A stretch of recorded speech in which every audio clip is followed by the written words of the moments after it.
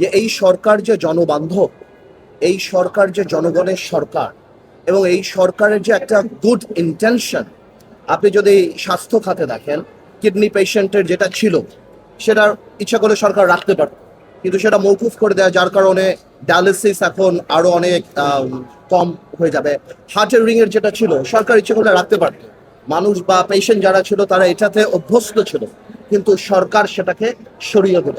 সারের ব্যাপারটা আপনি দেখেন, যাদের কৃষকের যে বেনিফিট, অন্টারপ্রেনার্সদের দেখেন, যাদের যে ছিল না, নতুন যারা উদ্যোক্তা, তারপর অনলাইন যারা কন্টেন্ট ক্রিয়েটার, এরকম আরো বিভিন্ন জায়গাতে যেগুলি সরকার বা জনগণ যেগুলিতে অভ্যস্ত ছিল, ইভেন সেখান থেকেও সরকার সরে আসছে। তার মানে এর আগে তো আমরা দেখেছিলাম যে সরকারের একটা মাইন্ডসেট সাধারণ জনগণকে কিভাবে চাপের মধ্যে রাখবে, ব্যবসায়ীদের কাছ থেকে কিভাবে টাকাটা বের করবে, সেই ব্যাপারটাই ছিল। বাট আমার কাছে যে বাজেটটা আমি যেটা দেখলাম, বা আমার কাছে যেটা মনে হলো, that I look at the interest and intention of the government, and that is for the people. So আমার কাছে মনে হচ্ছে এটা জনগণের বাজেট, এটা জনমানুষের বাজেট, এটা গণমানুষের বাজেট, এবং এটা সকল বাংলাদেশের বাজেট। এক্সিকিউশনের ব্যাপারটা আলাদা।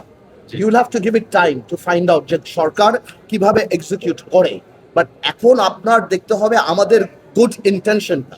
সরকারের যে এটা এমন না যে কালকে নির্বাচন, আমরা জনগণের পপুলারিটি পাওয়ার জন্য আমরা একটা বাজেট দিলাম যে কালকে নির্বাচন ইস আ পলিটিক্যাল বাজেট। জিনিসটা কিন্তু সেরকম না। জিনিসটা হলো যে আমরা প্রথম থেকে, এবং এর মধ্যে একটা ওয়েলফেয়ার এলিমেন্ট আপনি পাবেন, যে আমরা জনগণের জন্য, দেখুন যে মশলার দাম কমিয়ে দেওয়া বা যে জিনিসগুলি, এগুলি নারী যারা আছেন বা যারা যারা আমাদের মা বোনেরা আছেন তাদের জন্য কত বড় একটা ব্যাপার। প্লাস আপনার প্রত্যেকটা ডিটেলসই যদি আপনি দেখেন, আমি মনে করি স্পেশালি স্বাস্থ্য আর শিক্ষাখাত, আই থিঙ্ক ইটস ব্রিলিয়ান্ট। এখন বাকি আল্লাহর ইচ্ছা, ইনশাল্লাহ আল্লাহ যেন অ্যাকসেপ্ট করে।